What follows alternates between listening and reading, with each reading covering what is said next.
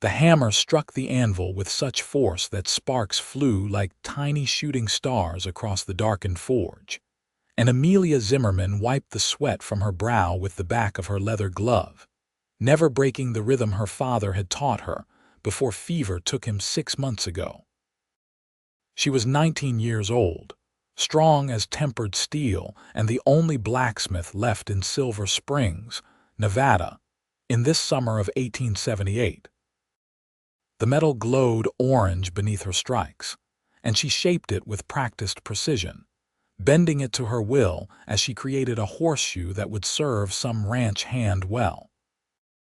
Her auburn hair was tied back in a tight braid, and her simple cotton dress was covered by a heavy leather apron that had been her father's. The forge burned hot in the afternoon heat, making the small shop feel like the inside of an oven, but Amelia had grown accustomed to it. She didn't notice the cowboy standing in the doorway at first, too focused on her work. The metal needed her full attention, and she'd learned early that a moment's distraction could ruin hours of effort or worse, cause injury. It wasn't until she plunged the horseshoe into the water barrel and heard the satisfying hiss of steam that she looked up and saw him there, silhouetted against the bright Nevada sunlight. "Shop's open," she called out, setting the horseshoe aside to cool. "What can I do for you?" The cowboy stepped inside, and she got her first good look at him. He was tall, probably around 22 or 23, with dark hair that curled slightly at his collar and eyes the color of whiskey. Dust covered his clothes, suggesting he'd been riding hard, and he carried himself with the easy confidence of someone who knew his way around difficult situations. He wore a gun on his hip, as most men did out here, but his hand rested nowhere near it. "Name's Daniel Patterson," he said, his voice carrying a slight drawl that suggested Texas origins. "I need a new bit for my horse. The one I've got is about worn through, and I've got a long ride ahead of me." Amelia nodded, wiping her hands on her apron. "I can do that." "You want standard iron, or are you looking for something specific?" "Standard's fine," Daniel said, but he wasn't looking at the various bits hanging on the wall. He was looking at her, and not in the way most men did when they first discovered a woman running the forge. There was no dismissiveness in his gaze, no doubt. Instead, there was something that looked almost like admiration. "That was some fine work I just watched. Your father teach you?" "He did," Amelia said, her voice catching slightly on the words. The grief was still fresh enough to hurt. "Before he passed. I've been running the shop since then." "I'm sorry for your loss," Daniel said, and the sincerity in his voice made her look up from the bits she'd been examining. "It's clear he taught you well. I've seen plenty of smiths work metal, and most of them don't have your precision." The compliment caught her off guard. Most people in Silver Springs had known her all her life, had watched her grow up in this forge, but they still seemed surprised every time they found her working instead of her father. The few strangers who came through either assumed she was just minding the shop or made dismissive comments about women's work. Daniel Patterson was the first person in months who'd looked at her skill and recognized it for what it was.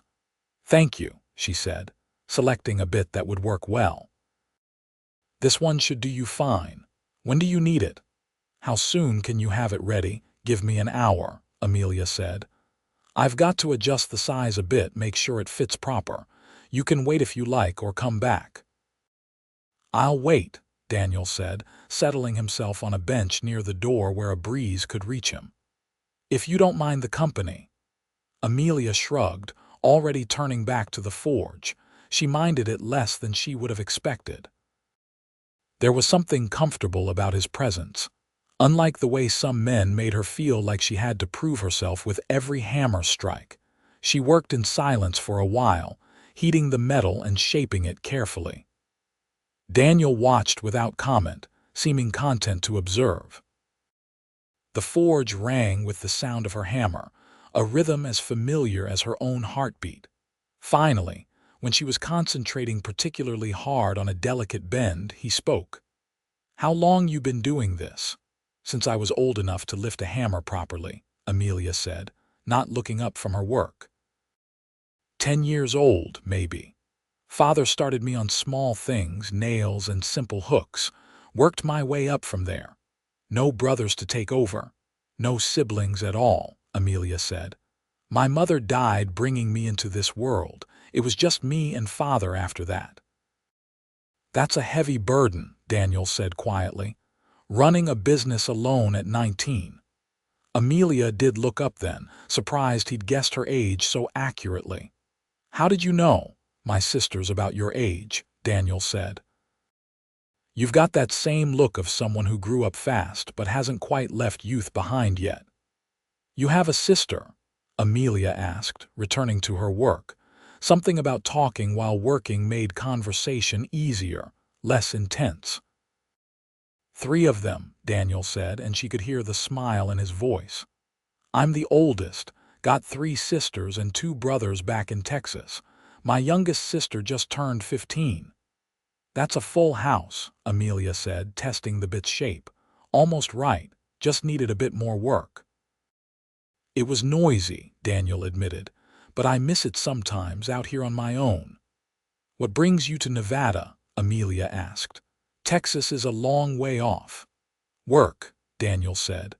I'm heading up to a ranch north of here, the Double R. They're hiring drovers for a big cattle drive coming up in the fall. I need the money to start my own place eventually. The Double R, Amelia repeated. That's the Reynolds Ranch. Good people. My father did a lot of work for them over the years. You still do work for them? Daniel asked. Some, Amelia said. Though old man Reynolds seems to think I might not be up to the bigger jobs. He's been kind about it, giving me the smaller repairs, but I know he takes the wagon work over to Carson City now. That's foolish of him, Daniel said flatly. From what I've seen in the last half hour, you could probably outsmith anyone in Carson City. Amelia felt heat rise to her cheeks that had nothing to do with the forge. You've only seen me make a horseshoe and fix a bit. Sometimes that's all you need to see, Daniel said. Quality shows in the simple things. She didn't know what to say to that, so she focused on finishing the bit. When it was done, she tested it carefully, making sure everything moved smoothly, that there were no rough edges that might hurt the horse's mouth. Satisfied, she brought it over to Daniel. Try this, she said. Should work well for you. Daniel examined the bit with the careful attention of someone who knew horses. He tested the movement, checked the joints, ran his fingers over the metal to feel for any imperfections. Finally, he nodded.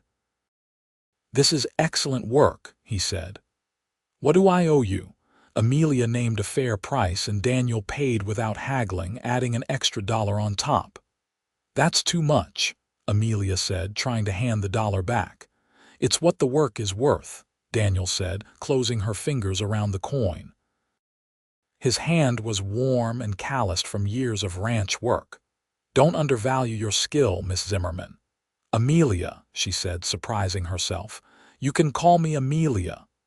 Amelia, Daniel repeated, and she liked the way her name sounded in his voice. Then you should call me Daniel. All right, Daniel, she said. Thank you for the business. He stood, bit in hand, but seemed reluctant to leave. The Double R is only about 10 miles north of here. I expect I'll be coming back to Silver Springs fairly regular for supplies and such. Would it be all right if I stopped by again? The forge is open to anyone who needs metalwork, Amelia said, but she was smiling. That's not quite what I meant, Daniel said, meeting her eyes. But I'll take it as permission anyway. He left then, and Amelia watched him go, noticing the easy way he moved, the confidence in his stride. She shook her head, trying to clear it. She had work to do, orders to fill. There was no time for mooning over a handsome cowboy who'd probably forget all about her once he settled into his new job, but she was wrong about that. Daniel came back 3 days later with a broken stirrup, that probably could have waited another week for repair. He came back 4 days after that with some pieces of tack that needed adjusting. Each time, he stayed to talk while she worked, and each time, Amelia found herself looking forward to his visits more than she wanted to admit. She learned that he was 24 years old, that he'd left Texas because the ranch his family worked on had been sold to new owners who brought in their own crew. She learned that he was saving money to buy his own land someday, that he wanted a place where he could raise horses, breed them proper. She learned that he was thoughtful and funny, that he treated her like an equal, that he asked her opinion on things and actually listened to her answers. And Daniel learned about her too. He learned about the long hours she worked, often starting before dawn and finishing after dark. He learned about the loneliness of being the only woman smith in 3 counties, about how she missed her father every single day but found comfort in carrying on his work. He learned that she was stubborn and proud and fiercely independent, but also kind and generous with her knowledge when young boys from town came by to watch her work. It was on his 5th visit, nearly 3 weeks after they'd first met, that things changed between them. Daniel had come by in the early evening after his work at the Double R was done. Amelia was just finishing up for the day, banking the forge fire and putting away her tools. She was tired, her arms aching from a long day of heavy work, and she must have shown it because Daniel stepped forward when she stumbled slightly. "You all right?" he asked, his hand on her elbow to steady her. "Fine," Amelia said. "Just tired, it's been a long day." "When's the last time you took a break?" Daniel asked. A real break, not just stopping for water. Amelia had to think about it. "Sunday, I suppose. I closed the shop for services." "That was 6 days ago," Daniel said, frowning. "You've been working straight for 6 days." "There's a lot to do," Amelia said defensively. "Orders don't fill themselves." "No, but you can't fill them if you work yourself to exhaustion either," Daniel said. He looked around the shop at the various pieces in different stages of completion. "You need help." "Can't afford to hire anyone," Amelia said, which was true enough. The shop brought in enough money for her to live on, to keep supplies stocked, but not much more. "I manage fine on my own." "I wasn't suggesting you hire someone," Daniel said. "I was thinking I could help.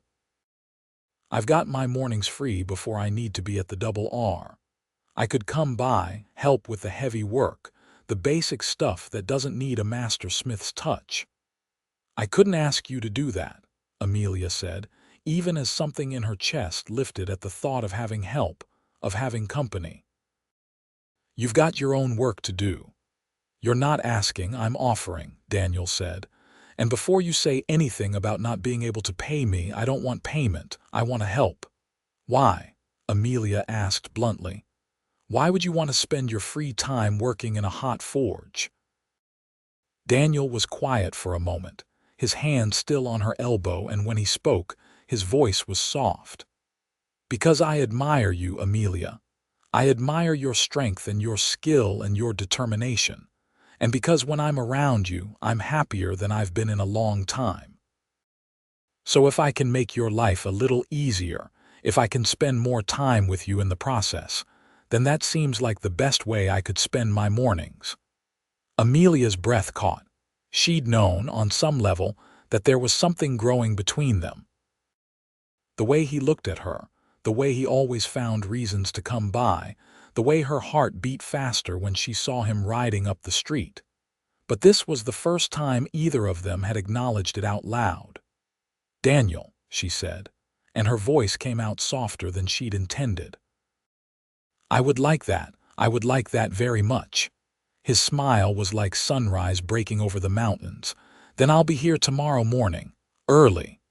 He was true to his word. The next morning, just after dawn, Daniel showed up at the forge ready to work.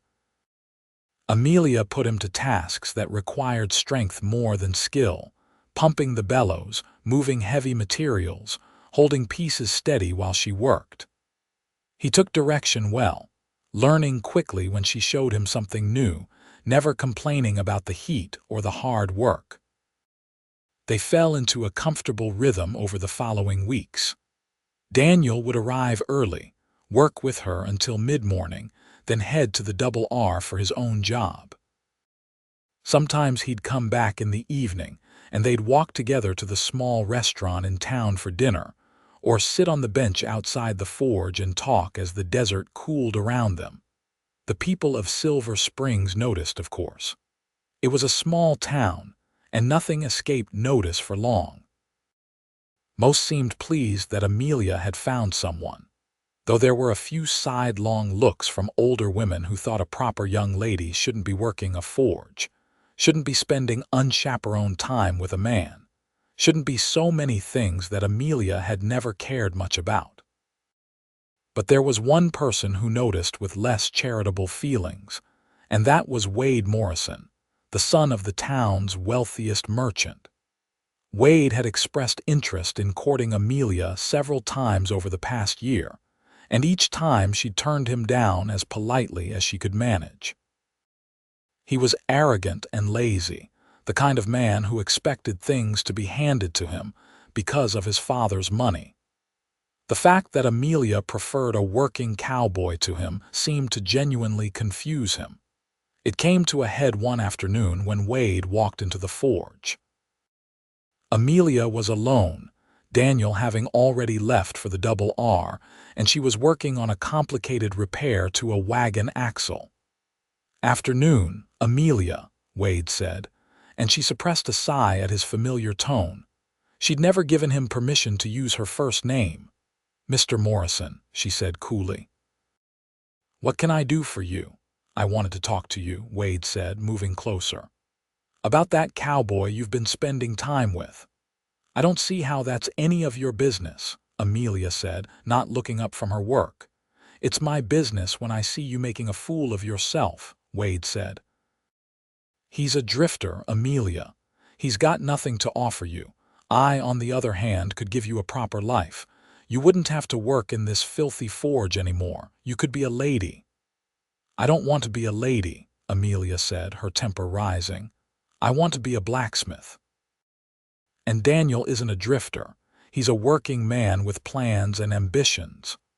"Plans," Wade scoffed. "Every drifter has plans. That doesn't mean anything. He'll move on eventually and you'll be left here alone. Why not choose someone stable, someone who's already established?"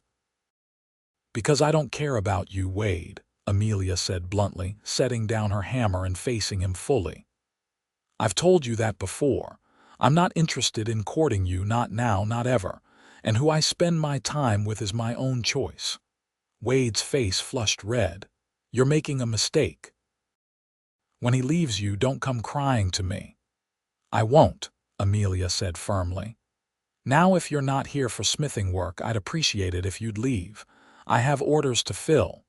Wade left, but the look he gave her was poisonous, and Amelia felt a chill despite the heat of the forge. Men like Wade didn't take rejection well, especially not public rejection in a small town where everyone would soon know about it. She told Daniel about it that evening, and his expression grew serious. "He didn't threaten you, did he?" Daniel asked. "Not directly," Amelia said. "But I don't trust him. His pride is hurt, and that makes him unpredictable." "I'll have a talk with him," Daniel said, his jaw tight. "No," Amelia said firmly. "That will only make it worse. Wade is the type who would see that as a challenge. Best to just ignore him and hope he moves on to something else." Daniel didn't look happy about it, but he nodded. "All right, but if he bothers you again, I want you to tell me immediately. Promise me." "I promise," Amelia said, touched by his protectiveness even as she knew she could handle Wade Morrison herself if she had to. The summer deepened, the heat in Nevada becoming oppressive. The forge work was harder in the high temperatures, but Amelia and Daniel persevered. They'd grown closer with each passing day, and what had started as attraction had deepened into something more substantial. Amelia found herself thinking about Daniel constantly. missing him when he wasn't there, lighting up inside when she saw him riding into town, and Daniel felt the same. He'd never met anyone like Amelia, anyone with her combination of strength and skill and quiet determination. She challenged him in ways he'd never been challenged before, made him think about things differently, made him want to be better than he was. He'd come to Nevada looking for work and wages, but he'd found something far more valuable. One evening in late July, Daniel asked Amelia to go for a ride with him. She agreed, and they rode out of town as the sun began to set, painting the desert in shades of gold and orange. Daniel led them to a small rise that overlooked a valley where they could see for miles in every direction. They dismounted, and Daniel spread out a blanket he'd brought, along with some food from the restaurant. They sat together, eating and talking as the stars began to appear overhead. The desert cooled quickly once the sun went down, and Amelia found herself moving closer to Daniel's warmth. "I never get tired of this," Daniel said, looking out at the vast landscape. "The open sky, the space. Texas has its own beauty, but there's something about Nevada that gets into your blood." "I've never been anywhere else," Amelia admitted. "I was born in Silver Springs. The farthest I've ever traveled is Carson City, and that was only twice." "Would you want to?" Daniel asked. "Travel, I mean, see other places." Amelia considered it.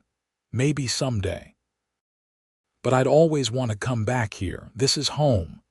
"Yeah," Daniel said softly. "I understand that." He was quiet for a moment, then turned to face her more fully. "Amelia, I need to tell you something." Her heart began to beat faster. "What is it?" "These past months, getting to know you, working beside you, spending time with you, it's been the best time of my life," Daniel said. "I came to Nevada thinking I'd work for a few years, save up money, and then move on to wherever I could afford land. But now I don't want to move on. I want to stay here in Silver Springs. With you."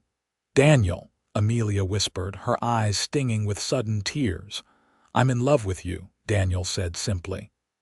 "I think I started falling the first moment I saw you in that forge, so strong and sure of yourself. And every day since then, I've fallen harder.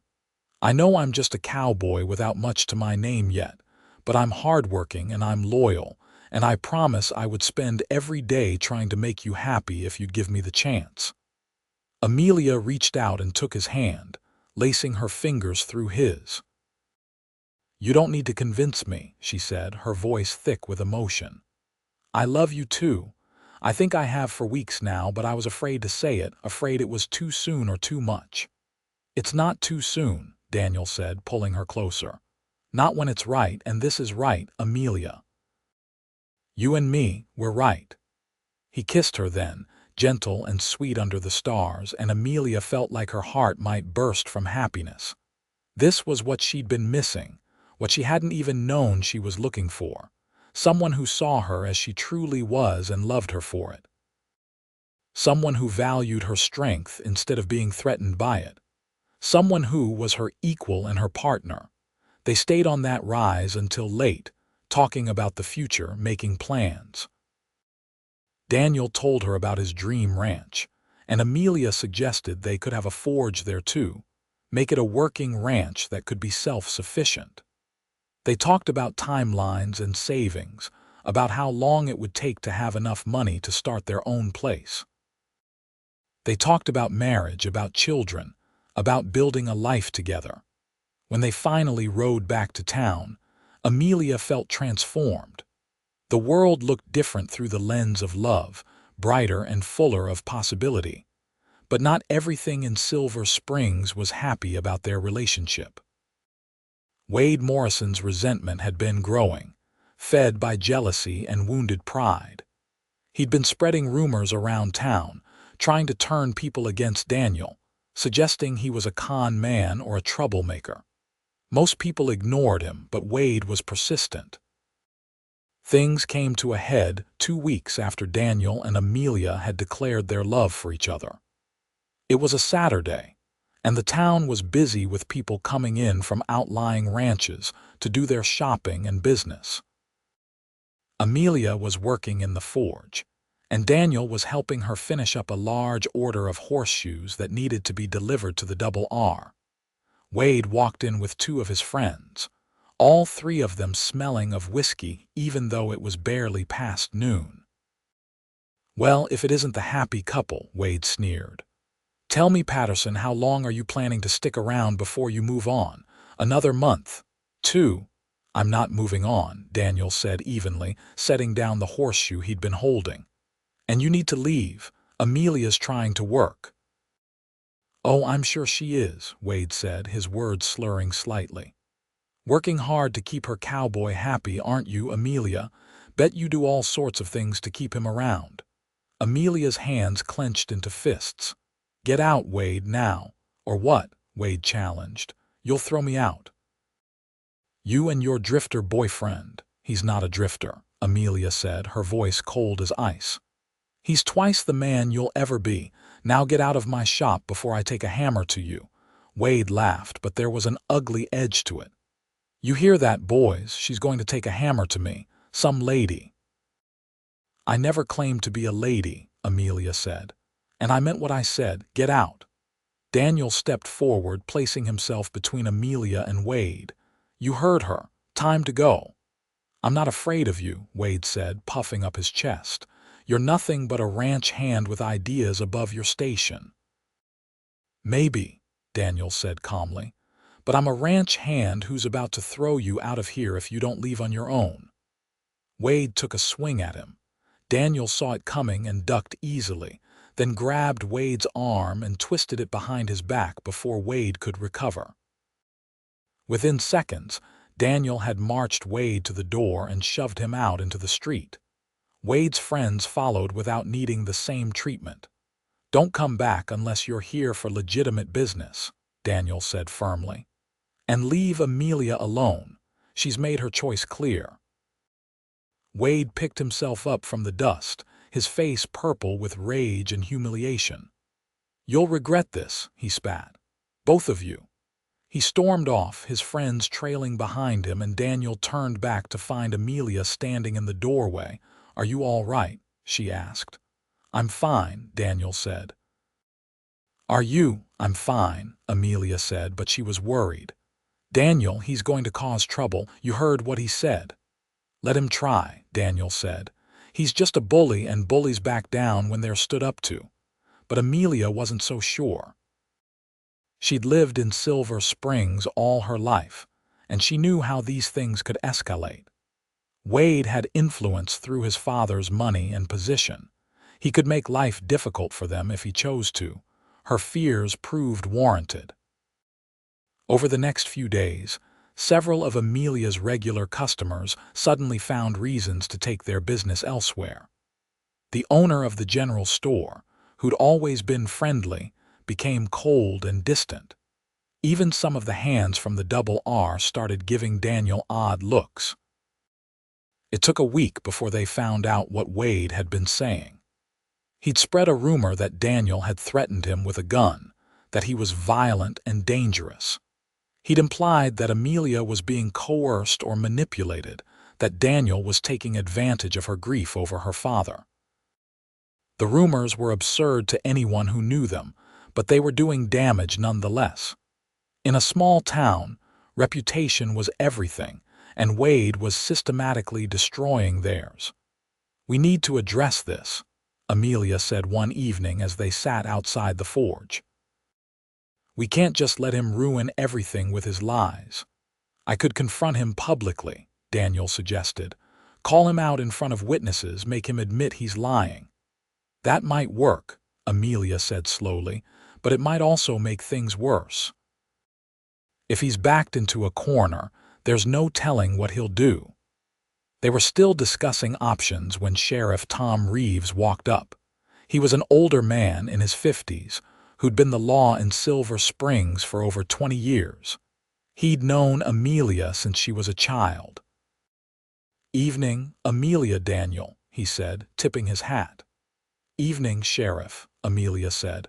"What brings you by?" "I wanted to talk to you both about Wade Morrison," the sheriff said. "I've been hearing things around town, and I wanted to get the truth straight from you." Amelia and Daniel explained everything, from Wade's initial interest in courting Amelia to the confrontation in the forge. The sheriff listened carefully, asking occasional questions. When they finished, he nodded. "That's about what I figured. Wade's been spreading a different story, but it didn't ring true. I've known you since you were a little girl, Amelia, and I've gotten the measure of Daniel here over the past months. Neither of you are the type to start trouble." "What can we do, Sheriff?" Daniel asked. "He's ruining our reputations." "I'll have a talk with Wade," the sheriff said, "and with his father. Albert Morrison is a reasonable man, even if his son isn't. He won't like hearing that Wade's been spreading lies and starting trouble. Especially when he learns that Wade took a swing at you first, Daniel." "You believe us?" Amelia asked, relief washing through her. "I do," the sheriff said. "And I'll make sure others know the truth too. Can't force people to do business with you, but I can make sure they've got the facts straight." True to his word, Sheriff Reeves had a very public conversation with Wade and his father the next day. The details weren't widely known, but the results were clear. Wade was sent to stay with relatives in Carson City for the foreseeable future, and Albert Morrison made a point of bringing his business to Amelia's forge and apologizing for his son's behavior. Slowly, things began to return to normal. Customers started coming back, and the coldness that had crept into people's interactions thawed. By the end of August, the crisis had mostly passed. Through it all, Amelia and Daniel's relationship only grew stronger. Adversity had tested them, and they'd come through it together. They'd supported each other, trusted each other, and proven that what they had was built to last. One evening in early September, as they sat together watching the sunset, Daniel pulled a small box from his pocket. "I know we've already talked about the future," he said. "About getting married eventually, but I want to make it official. I want everyone to know that you're mine and I'm yours." He opened the box to reveal a simple gold band. It wasn't fancy, but it was beautiful in its straightforward honesty. "Amelia Zimmerman, will you marry me?" Daniel asked. "Yes," Amelia said, tears streaming down her face. "Yes, absolutely yes." Daniel slipped the ring onto her finger, and they held each other as the sun set over the Nevada desert. They'd found each other against all odds, two strong people who made each other stronger. A blacksmith's daughter and a cowboy with dreams, building something real and lasting together.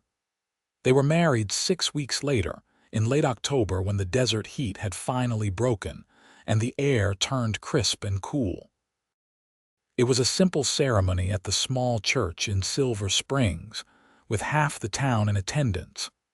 Amelia wore a dress of pale blue that she'd sewn herself, and Daniel wore his best suit, borrowed from the foreman at the Double R.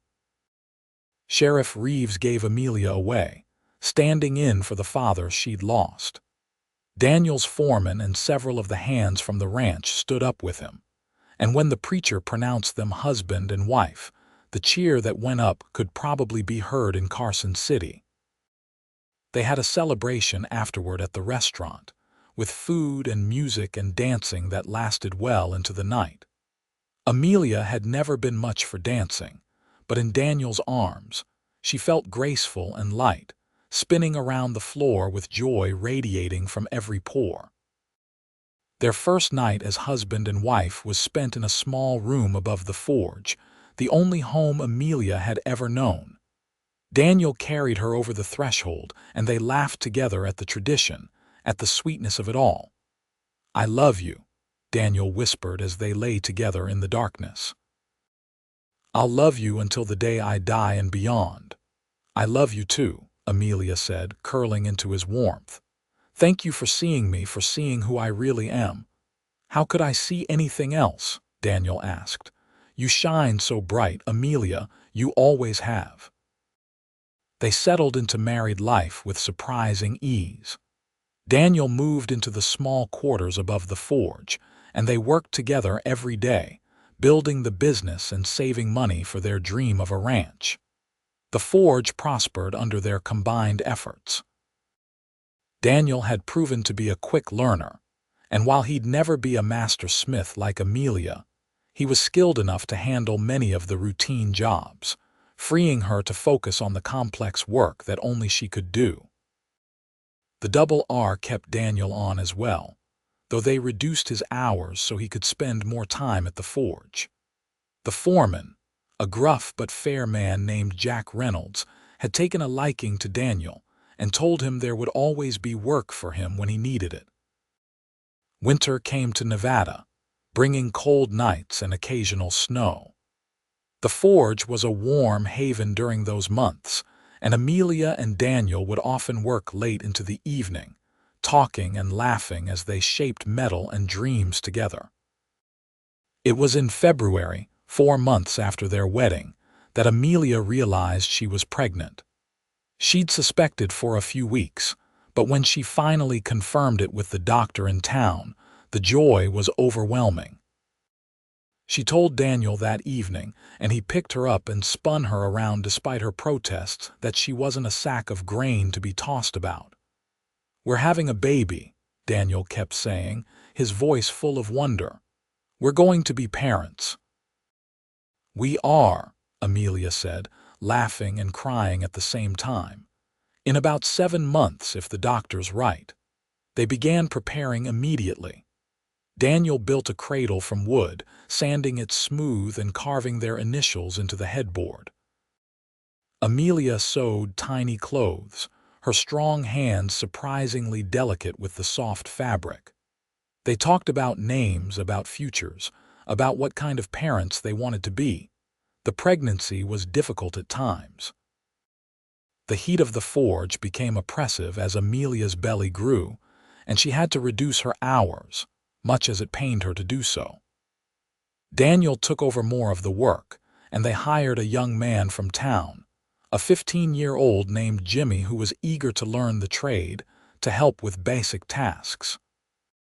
Their son was born in late September of 1879, a year and a few months after Amelia and Daniel had first met. The labor was long and difficult, and Daniel paced outside the room like a caged animal, terrified that something would go wrong, that he'd lose Amelia the way she'd lost her mother. But Amelia was strong, and when the baby's cry finally rang out, Daniel was allowed into the room to meet his son. The baby was red-faced and squalling, with a shock of dark hair in his father's eyes. "What should we name him?" Amelia asked, exhausted but radiant. They discussed names for months but never quite settled on one. Now, looking at their son, Daniel said, "What about James? After your father?" Amelia's eyes filled with tears. Her father's name had been James, and she'd thought about suggesting it but hadn't wanted to assume Daniel would agree. "Are you sure?" "I'm sure," Daniel said. "Your father taught you everything you know, and someday we'll teach our son everything we know. It's fitting." So James Patterson came into the world, and with him came a new chapter in Amelia and Daniel's life. The first few months were exhausting, full of sleepless nights and constant feeding, but they were also magical.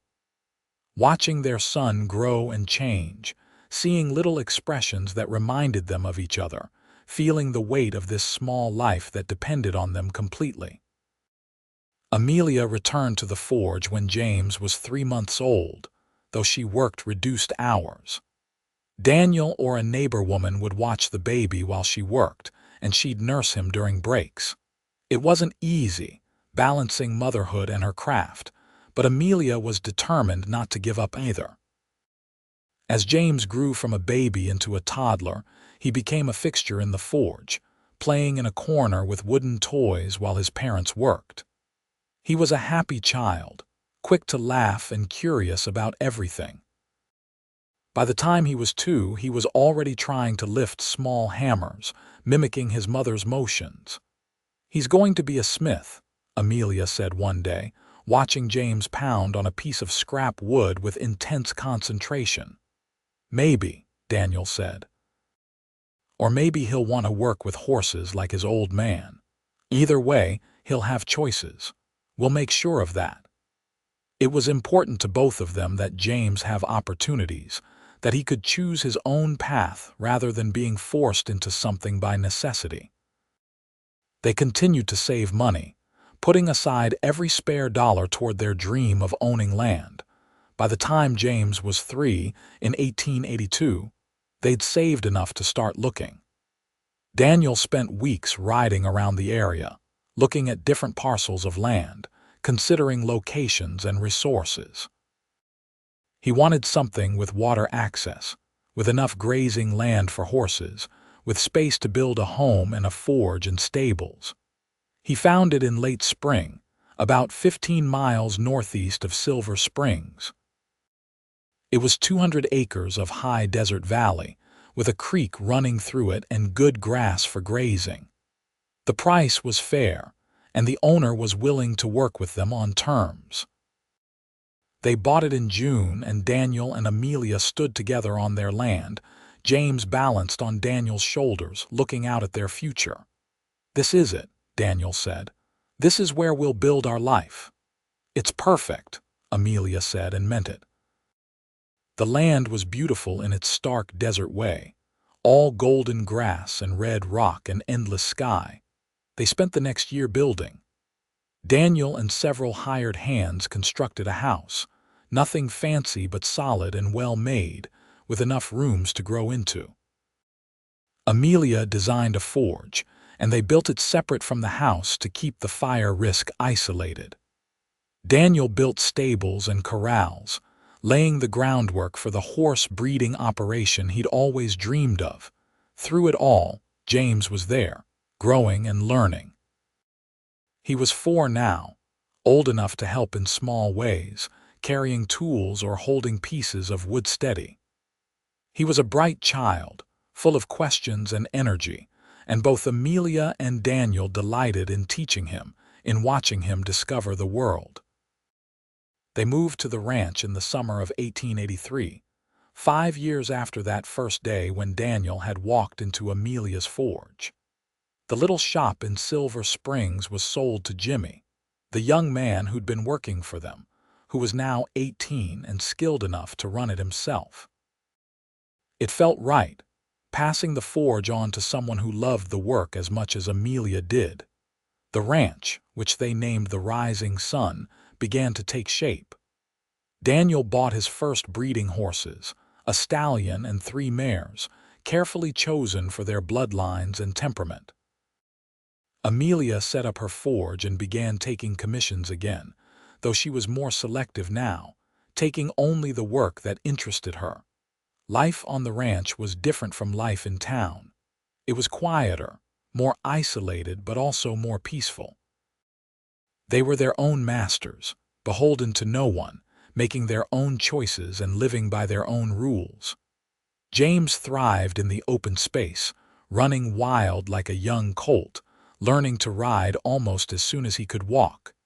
In the fall of 1884, Amelia found herself pregnant again. This time the pregnancy was easier, perhaps because she wasn't spending long hours over a hot forge. Their second child, a daughter they named Anna, was born in May of 1885. She had her mother's auburn hair and her father's easy smile, and she completed their family in a way they hadn't even known was missing. James, now 6, was fascinated by his baby sister, always wanting to hold her or help care for her. Daniel would sometimes find him sitting by her cradle, talking to her about horses or his day, as if she could understand every word. The ranch continued to grow and prosper.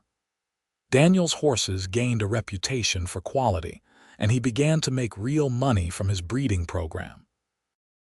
Amelia's forge work brought in steady income as well, and they were able to hire hands to help with the operation, freeing them to focus on their family. By 1887, When James was 8 and Anna was 2, the Rising Sun Ranch was firmly established. They had a herd of 20 horses, a small but productive forge operation, and a home full of love and laughter. Daniel had long since proven that he wasn't a drifter, and Amelia had shown that a woman could be both a skilled blacksmith and a devoted mother. They celebrated their 8th wedding anniversary that October, just the two of them having dinner after the children were asleep. Daniel had cooked, a skill he'd developed over the years, and they ate by candlelight, talking about the journey that had brought them here. "You ever regret it?" Daniel asked. "Giving up the forge in town, moving out here?" "Never," Amelia said without hesitation. "This is everything I ever wanted, even when I didn't know I wanted it. You and the children, this ranch, the life we've built together. It's perfect." "It is," Daniel agreed. "Though I have to admit, sometimes I miss those early days. Coming to your forge with increasingly ridiculous excuses to see you, watching you work and falling more in love with every hammer strike." Amelia laughed. "Those excuses were ridiculous. That stirrup you brought in could have lasted another month at least." "I know," Daniel said, grinning. "But it worked, didn't it? Got me in the door, got me time with you." "It did," Amelia said softly. "You know, when you first walked into my forge that day, I never imagined this. I never imagined feeling this happy, this complete. I thought I'd work the forge until I was old, alone, with nothing but my father's memory for company." "You'll never be alone," Daniel promised. "I'll be right beside you every day for the rest of our lives. You and me, Amelia. Always." "Always," Amelia echoed, and they sealed the promise with a kiss. The years continued to pass, bringing changes and challenges, but always, at the center of everything, their love remained constant. James grew into a skilled horseman, working alongside his father with the breeding operation. He had Daniel's patience with animals and Amelia's precision and attention to detail. By the time he was 12, he was handling yearlings on his own, gentling them and starting their training. Anna, meanwhile, showed an early fascination with the forge. At 4 years old, she was already begging to learn, and Amelia began teaching her the basics, the same way her father had taught her. Anna had her mother's strength and determination, and it was clear she'd inherited the blacksmith's gift. In 1890, when James was 11 and Anna was 5, Amelia found herself pregnant once more. It was unexpected, as she was now 31 and had thought her childbearing years were likely behind her. But the pregnancy was healthy, and in early 1891 they welcomed their 3rd child, another son they named Daniel Jr. Though everyone called him DJ, Daniel was 40 by then, and Amelia teased him about being an old father, chasing after a baby at his age. But the truth was, they both loved having a little one around again. DJ was a calm baby, content to watch the world around him with serious dark eyes, so different from James's constant energy and Anna's fierce intensity. Life settled into a comfortable rhythm. The ranch continued to prosper, and they expanded their operations, buying adjacent land when it became available. Daniel's horses were now sought after throughout Nevada and even into California, and Amelia's forge work, while less frequent, was prized for its quality. James, at 15, began talking about his future. He wanted to stay on the ranch, to take over the horse breeding operation eventually, and Daniel couldn't have been prouder. Anna, now 10, was already a skilled apprentice blacksmith, capable of making horseshoes and simple repairs. And DJ, at 5, was still finding his way, showing interest in both horses and metalwork, but not yet committed to either. They were a family in the truest sense, working together toward common goals, supporting each other through difficulties, celebrating each other's successes. The ranch was their kingdom, built with their own hands and sweat, a legacy they could pass on to their children. One evening in the fall of 1896, Daniel and Amelia sat on the porch of their home, watching the sunset paint the desert in shades of red and gold. James was in the stables, checking on a mare that was due to foal any day. Anna was in the forge, working on a commission. DJ was inside doing his lessons, his young voice carrying through the open window as he practiced his reading. "You remember that first day?" Daniel asked. "When I walked into your forge in Silver Springs." "Of course I remember," Amelia said, taking his hand. "How could I forget? You changed my entire life that day." "We changed each other's lives," Daniel corrected. "I was just a cowboy looking for work. You gave me purpose, direction, love. You gave me everything." "And you gave me the same," Amelia said. "You saw my strength and didn't try to diminish it. You stood beside me, not in front of me or behind me, but beside me as an equal. That's more than most women ever get." "You deserve everything good in this world," Daniel said. "And I'll spend the rest of my days trying to give it to you." They sat in comfortable silence for a while, hands intertwined, watching their world turn golden in the fading light. Amelia thought about that young woman she'd been, alone in a forge, grieving her father and unsure of her future. She'd been strong even then, but she'd also been lonely, carrying a burden that seemed too heavy at times. Daniel had changed all that, not by taking the burden from her, but by sharing it. By choosing to stand with her, to build alongside her, to love her with a depth and constancy that still took her breath away after all these years. "I love you," she said softly, "more than words can say."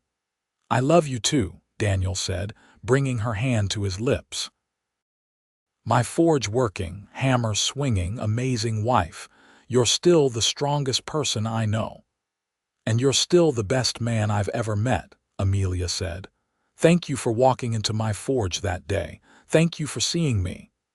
"Thank you for letting me stay," Daniel replied. As the sun dipped below the horizon and the first stars began to appear in the vast Nevada sky, they remained there together. Two people who'd found each other against all odds and built a life that was richer and fuller than either had dreamed possible. The forge and the stables, the children and the horses, the ranch that stretched out around them, all of it was a testament to what they'd created together. Inside the house, DJ finished his lessons and came out to join them, climbing into Amelia's lap despite being almost too big for it. Anna emerged from the forge, her face smudged with soot, grinning with satisfaction at a job well done. James came running from the stables, excited about the new foal that had just been born, a healthy colt with strong legs and a good temperament. They all gathered on the porch, the family that had grown from a chance meeting in a forge, and they talked and laughed as night fell around them. This was their legacy, not just the land or the buildings or the business, but this love that connected them, strong as forged steel and just as enduring. Years continued to pass, bringing new joys and occasional sorrows. Daniel's parents passed away in Texas, and they made the long journey for the funeral, introducing the children to their aunts and uncles. Amelia sometimes had pain in her hands from years of forge work, arthritis settling into her joints, but she adapted, training Anna to take over more of the physical labor while she focused on the design and precision work. James married at 22, bringing home a young woman from Carson City named Sarah, who fit into the family as if she'd always been there. They had children of their own, giving Daniel and Amelia their first grandchildren, and the ranch rang with the sound of young voices once more. Anna, fiercely independent like her mother, declared she wasn't interested in marriage, wanting instead to focus on her craft. She took over the forge completely when Amelia's arthritis made it too difficult to work regularly, and she expanded the operation, gaining a reputation that rivaled her mother's. She was the blacksmith's daughter who became a master blacksmith in her own right, carrying on the tradition. DJ, the surprise baby who'd grown into a thoughtful young man, turned out to have a gift for business. He managed the ranch's finances and sales, handled negotiations and contracts, freeing James and Daniel to focus on the horses they loved.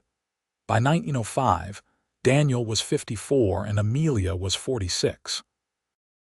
They'd been married for 23 years, and they'd built something extraordinary. The Rising Sun Ranch was one of the most successful operations in Nevada, known for quality horses and fine metalwork. But more than that, it was known as a place where family came first, where hard work was valued, where integrity mattered. They'd slowed down some, letting the younger generation take over more of the daily operations, but they were still active, still involved. Daniel still broke horses when needed, though he left the wilder ones to James now.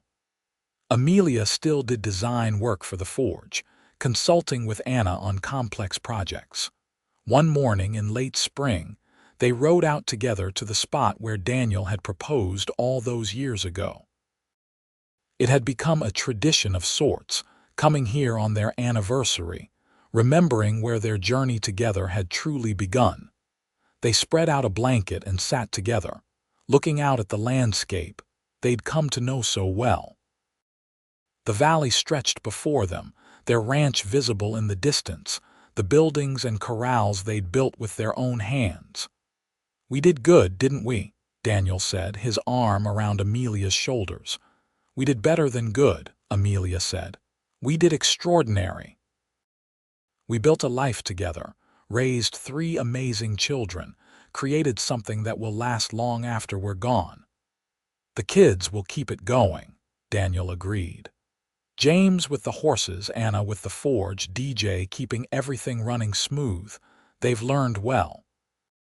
"They had good teachers," Amelia said, leaning into him. "You taught them about patience and kindness and hard work. You showed them what it means to be a good man. And you taught them about strength and integrity and perseverance," Daniel said. "You showed them that anything is possible if you're willing to work for it." They sat in silence for a while, just enjoying each other's presence. After all these years, they could still find peace in simply being together, no words necessary. "You ever think about that day?" Amelia asked finally. "The day we met. What would have happened if you'd gone to a different blacksmith or if I'd been out making deliveries?" "I think we would have found each other anyway," Daniel said. "Some things are meant to be. You and me, we were meant to be." "I believe that too," Amelia said. "From the moment you walked into that forge, seeing me for who I really was, not trying to change me or diminish me, I think I knew. Maybe not consciously, but somewhere deep down, I knew you were the one." "I definitely knew," Daniel said, smiling at the memory. "I watched you work that forge, so strong and capable and beautiful, and I thought, that's her. That's the woman I'm going to marry. Took me a while to convince you, though." "You convinced me pretty quickly, actually," Amelia admitted. "I just didn't want to seem too eager." Daniel laughed, the sound carrying across the valley.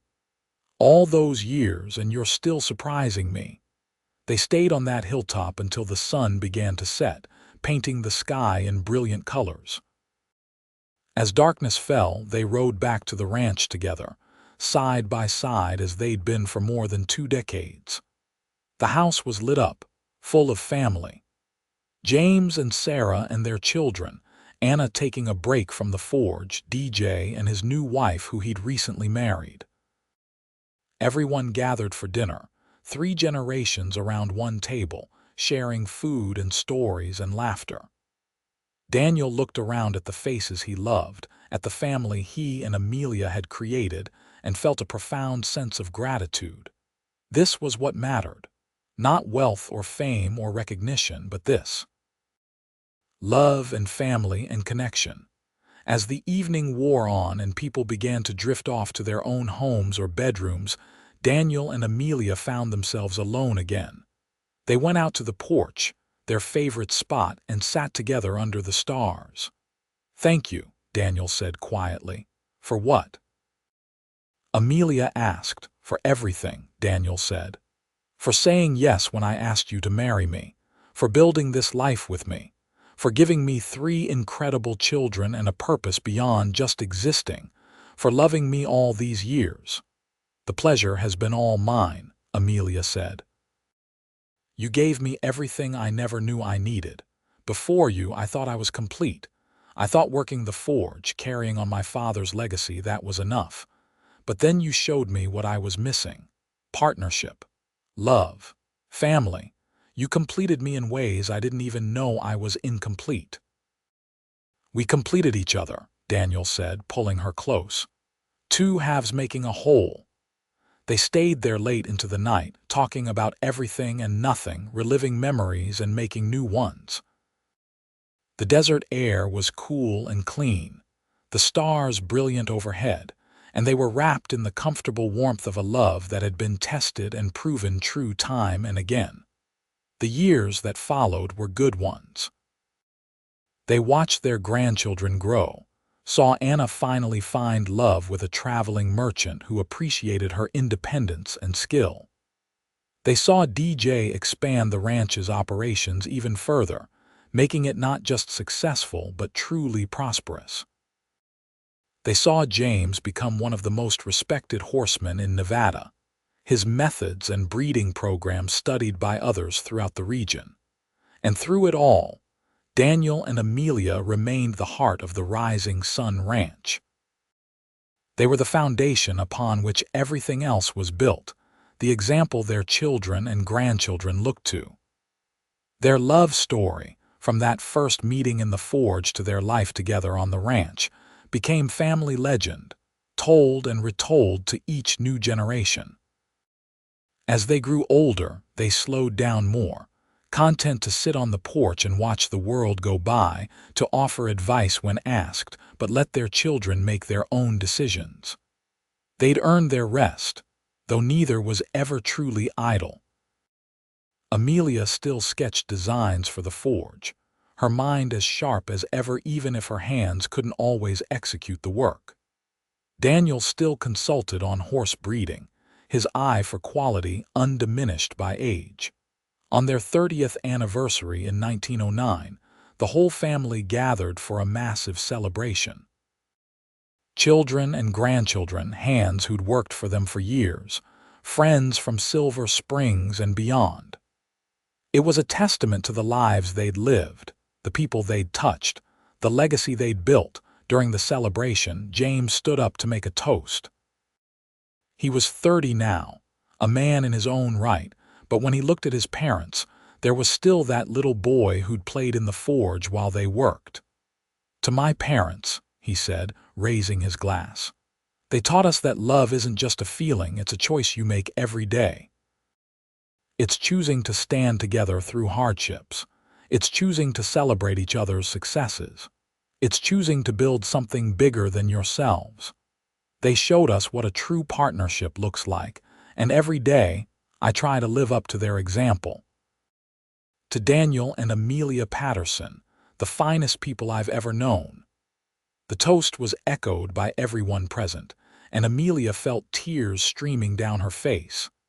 Daniel's hand found hers, and they stood together, overwhelmed by the love surrounding them.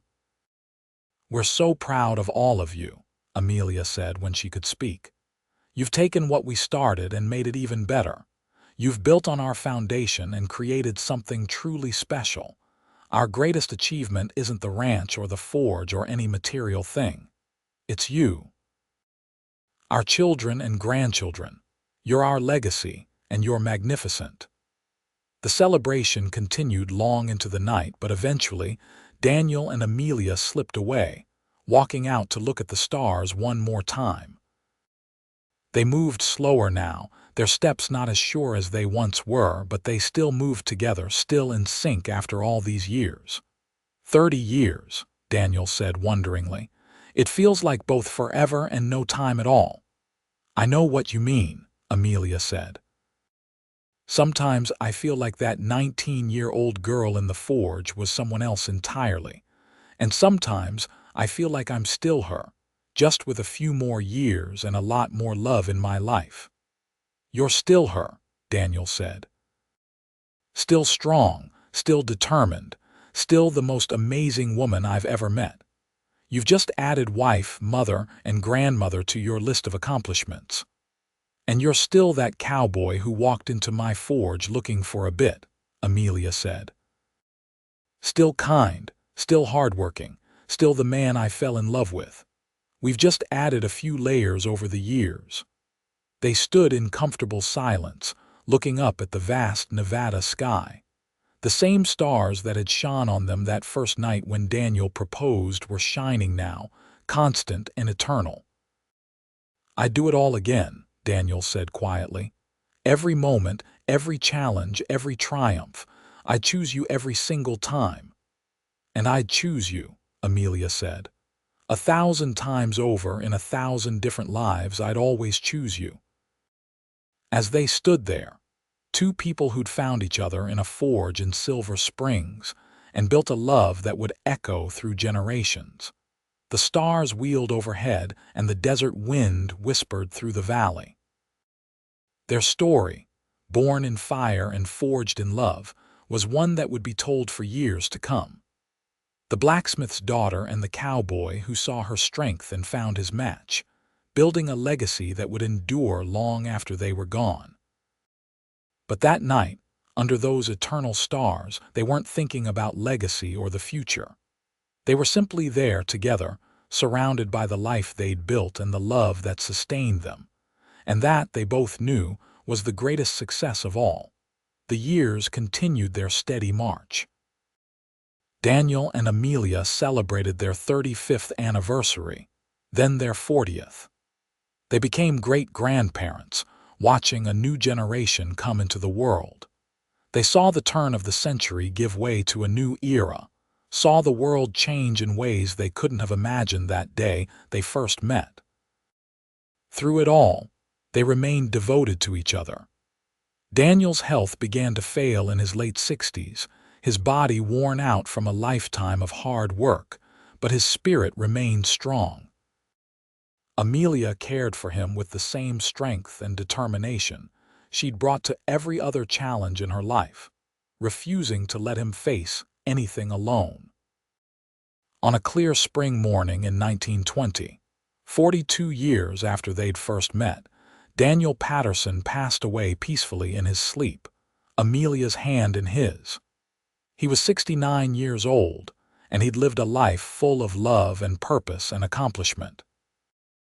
His last words to Amelia, whispered in the darkness of their bedroom, were, "Thank you for everything. I love you." Amelia's grief was profound, but it was tempered by gratitude for the years they'd had together. They'd been blessed with 4 decades of partnership, of love, of building something beautiful together. Not everyone got that. Not everyone found their match in this world. She lived another 8 years, continuing to be involved with the ranch and the forge, though more as an advisor than active participant. She was surrounded by family, by children and grandchildren and great-grandchildren who all carried pieces of the legacy she and Daniel had built. Amelia passed away in 1928 at the age of 69, the same age Daniel had been.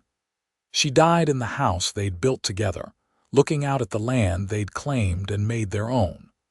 Her last thoughts were of Daniel, of that first day in the forge, of the life they'd built together. She died with a smile on her face, knowing she'd lived fully and loved deeply. They were buried side by side on a hilltop overlooking the ranch, the same spot where Daniel had proposed all those years ago. Their headstones were simple but sturdy, made by Anna from iron forged in the family forge.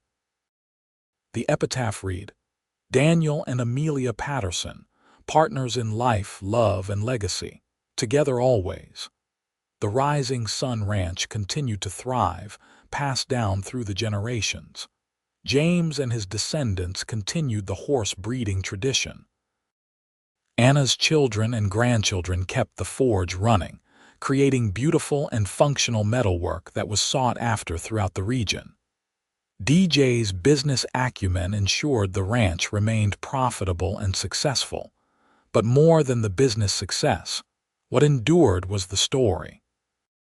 The tale of the blacksmith's daughter working her forge, of the cowboy who saw her strength and found his match, of the love they built that sustained them through everything life threw at them. It became a touchstone for the family, a reminder of what was possible when two people truly committed to each other, when they chose to build together rather than apart. Generations later, descendants of Daniel and Amelia would still visit those graves on the hilltop, still tell the story of how it all began. The forge and the ranch, the children and grandchildren, the life of purpose and love, all of it started with a young woman working metal and a cowboy brave enough to see her for who she really was. Their love story wasn't one of grand gestures or dramatic declarations, though there had been moments of both. It was a story of daily choice, of showing up for each other, of working side by side through joy and sorrow, triumph and challenge. It was a story of two strong people who made each other stronger, of two independent souls who chose to build together. And it was a story that proved, beyond any doubt, that true love wasn't about finding someone to complete you. It was about finding someone who saw you as already complete and chose to stand beside you anyway, building something greater than either of you could create alone. In the end, that was the legacy of Daniel and Amelia Patterson. Not just the ranch or the forge or the family, though all of those mattered. Their real legacy was the proof that love, real love, the kind that weathers every storm and celebrates every victory, that kind of love was possible. It existed. And if you were lucky enough to find it, brave enough to fight for it, and wise enough to nurture it, it could sustain you through anything. The blacksmith's daughter had found her match, and together they'd built something eternal.